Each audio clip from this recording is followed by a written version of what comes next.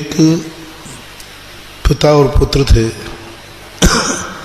दोनों में बड़ा क्रोध थे, दोनों में गुस्सैल थे।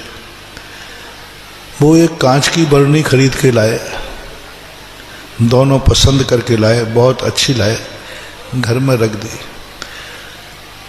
बहू ने उस बरनी को उठाया और वो बरनी हाथ से छूट गई। हाथ से छूटते ही बरनी टूट गई। बरनी की आवाज़ सुनकर ससुर और बेटा, उसका पति और बेटा, वो ससुर दोनों क्रोध में आ गए। अरे उस बहू ने मेरी बरनी तोड़ दी। और दोनों गालियां बकते हुए जहां बरनी गिरी थी वहां पहुंचे। बाजू कमरे में सासू थी, उसने भी सुना कि बहू के हाथ से बरनी टूट गई और दोनों की गालियां सुनी। और वो जानती थी माँ जी कि ये दोनों क्रोध में हैं और आज बहू की पिटाई होना निश्चित है।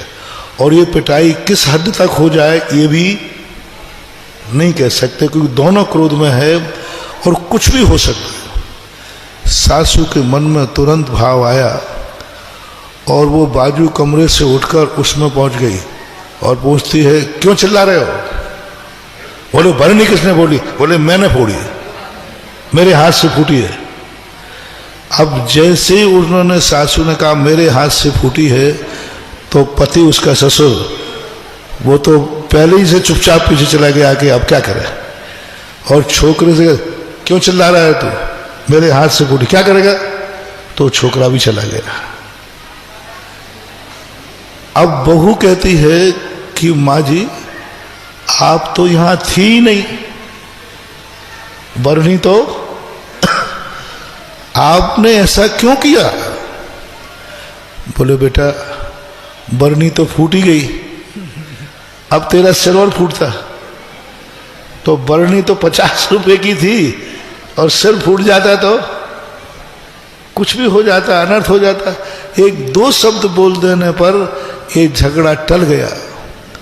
ये दृश्य देखकर वो बहू ने कहा, मैंने सुना था कि जगत में जगत अम्मा होती है, मेरी सासू ही जगदम्बा है। और उसने पैर पड़े। मुझे क्या मालूम कि मेरी सासू। उसने माँ से कहा, माँ तुम तो मेरी माँ थी, सासू मेरी जगदम्बा है।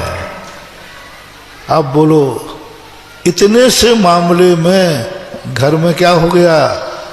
सासू क्या बन गई? जगदम्बा। और तुम होती तो मैं अपने सिर पे कह फूटे फूटे और जल की तुम और क्या करते?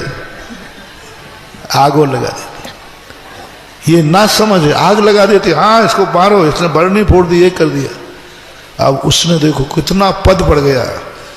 झूठा आरोप अपने ऊपर लेने पर सासू का पद गिरा है कि बड़ा है? मां से क्या बन गई? जगदम्बा बन गई। संसार की सारी सासुआं ऐसे हो जाएं, इसको बोलते उपादान दृष्टि। अपने पर ले लिया उसने। साक्षात उसे मालूम था कि मेरे इतने बहू से गिरी है, लेकिन ये समझदार को ये उदाहरण, ये संकेत काफी है। सारे जगत में हर क्षेत्र में, चाहे घर हो, चाहे समाज हो, चाहे वृत्ति हो, चाहे त्याग, इस पॉइंट को यदि लोग मंत्र बना ले तो चारों तरफ राज्य राज है, शांति ही शांति।